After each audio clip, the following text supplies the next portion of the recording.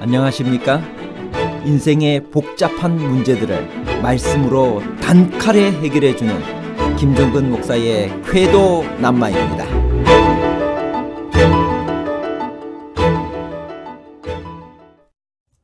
어휴, 답답한 인간. 에이, 재수없어. 너 나한테 화났어? 너 무슨 말을 그렇게 해? 당신한텐 좀 무리한 일이야. 그래도 해볼래? 당신이랑 끝장이야. 여러분, 이런 감정을 자극하는 말을 들으면 기분이 어떤가요? 이 일을 해주시면 고맙겠습니다. 꼭 부탁드리겠습니다. 이 일을 해주시면 저에게 큰 힘이 될 것입니다. 요즘 속상한 일이 많으시죠? 가슴 아프시겠습니다. 여러분, 이런 감정을 조절하는 말을 들으면 기분이 어떤가요? 감정을 자극하는 말이 사태를 진정시킬까요? 아니면 감정을 조절하는 말이 사태를 진정시킬까요? 감정을 자극하는 말과 감정을 조절하는 말에 대한 복잡한 문제를 하나님 말씀의 가르침으로 명쾌하게 해결해 드리겠습니다. 감정을 자극하는 말이란 무엇일까요? 어떠한 작용을 주어 감각이나 마음에 반응이 일어나게 하는 말을 말합니다. 감정을 조절하는 말이란 무엇일까요? 균형이 맞게 바로잡거나 적당하게 맞추어 나가게 하는 말을 말합니다. 감정을 자극하는 말을 하는 이유는 무엇일까요? 가혹한 질책을 하기 원하기 때문입니다. 서로를 적대시하는 구실로 감정을 악용하기 때문입니다. 모욕을 주고 기분 나쁜 말을 하기 때문입니다. 질투심을 자극하기 때문입니다. 상대의 흠을 잡거나 엉뚱한 사람에게 그 감정을 해소하기 때문입니다. 그렇다면 어떻게 하면 감정을 조절하는 말을 할 수 있을까요? 첫 번째, 슬기롭게 행동해야 합니다. 잠언 14장 15절입니다. 어리석은 자는 온갖 말을 믿으나 슬기로운 자는 자기의 행동을 삼가느니라. 두 번째, 지식을 가지고 행동하려고 노력해야 합니다. 잠언 13장 16절.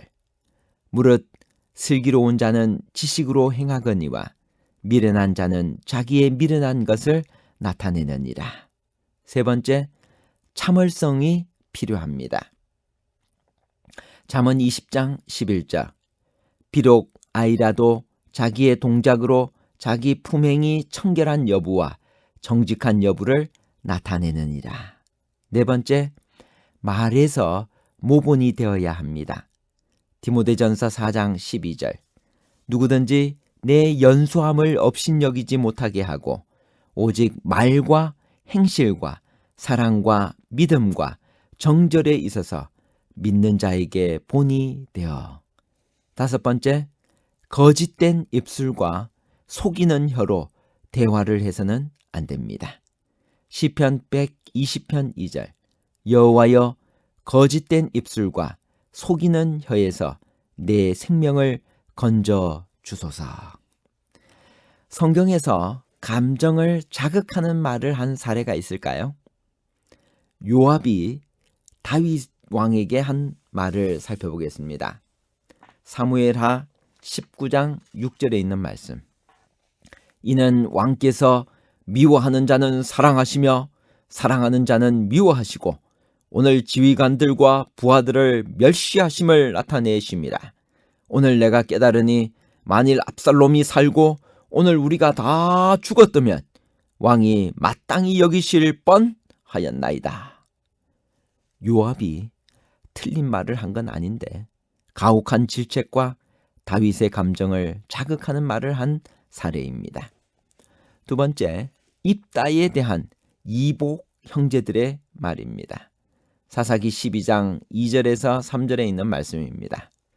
입다가 그들에게 이르되 나와 내 백성이 암몬 자손과 크게 싸울 때 내가 너희를 부르되 너희가 나를 그들의 손에서 구원하지 아니한 고로 나는 너희가 도와주지 아니하는 것을 보고 내 목숨을 돌보지 아니하고 건너가서 암몬 자손을 쳤더니 여호와께서 그들을 내 손에 넘겨주셨거늘 너희가 어찌하여 오늘 내게 올라와서 나와 더불어 싸우고자 하느냐 하니라. 감정을 자극하는 말에서 벗어날 수 있는 비결은 무엇일까요? 내면의 생각과 감정을 터놓고 나눌 만큼 깊이 신뢰하는 사람과의 상담이 필요합니다. 상대를 인정하고 용납해야 합니다. 모욕을 주고 기분 나쁜 말을 하거나 질투심을 자극하는 말을 삼가해야 합니다. 상대의 흠을 잡거나 엉뚱한 사람에게 그 감정을 해소해서는 안 됩니다. 할 수 있거든 모든 사람과 더불어 화목해야 합니다.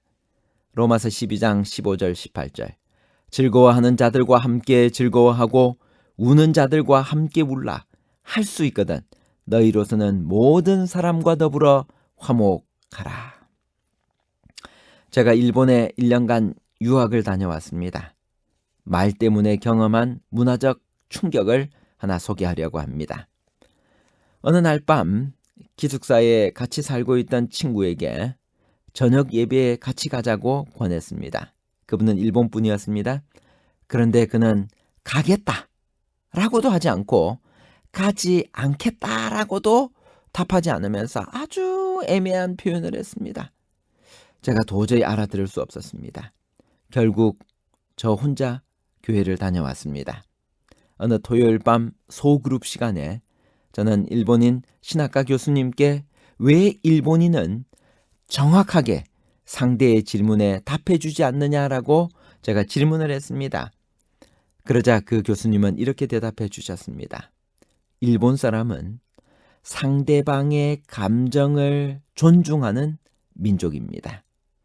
만약 교회에 같이 가자고 했는데 노라고 대답하면 상대가 상처를 받기 때문에 애매하게 대답해서 질문하는 사람이 그 의도를 알아차리도록 그렇게 하는 것입니다. 상대를 배려해서 이런 대답을 하는 것입니다. 즉시 빨리빨리에 익숙한 저로서는 도저히 이해가 되지 않았고 답답했지만 1년이라는 긴 세월이 지난 다음 저는 그들의 마음을 이해할 수 있었습니다. 상대를 배려하고 감정을 자극하지 않고 끝까지 참고 기다리는 것이 얼마나 소중한지를 저는 깨닫게 된 것입니다. 잠언 18장 6절에서 8절입니다. 미련한 자의 입술은 다툼을 일으키고 그의 입은 매를 자청하느니라. 미련한 자의 입은 그의 멸망이 되고 그의 입술은 그의 영혼의 그물이 되느니라. 남의 말하기를 좋아하는 자의 말은 별식과 같아서 뱃속 깊은 데로 내려가느니라. 부모와 학생에게 보내는 권면 254페이지. 성령께서 그대들의 언어를 다듬고 꾸미게 할 것이며 모든 찌꺼기를 떨어버리고 정결케 하라. 결론입니다. 첫 번째, 요압은 비탄에 빠진 다윗 왕에게 가혹하고도 잔인하기까지 한 감정을 자극하는 말을 했습니다.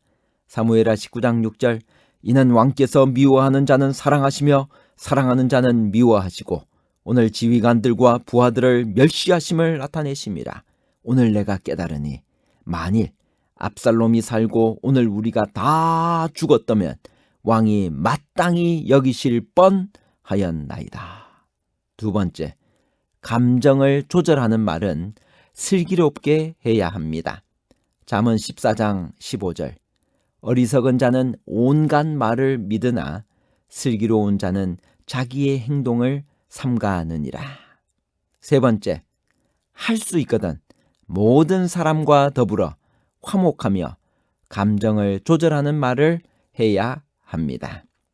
로마서 12장 15절 18절. 즐거워하는 자들과 함께 즐거워하고 우는 자들과 함께 울라. 할 수 있거든 너희로서는 모든 사람과 더불어 화목하라.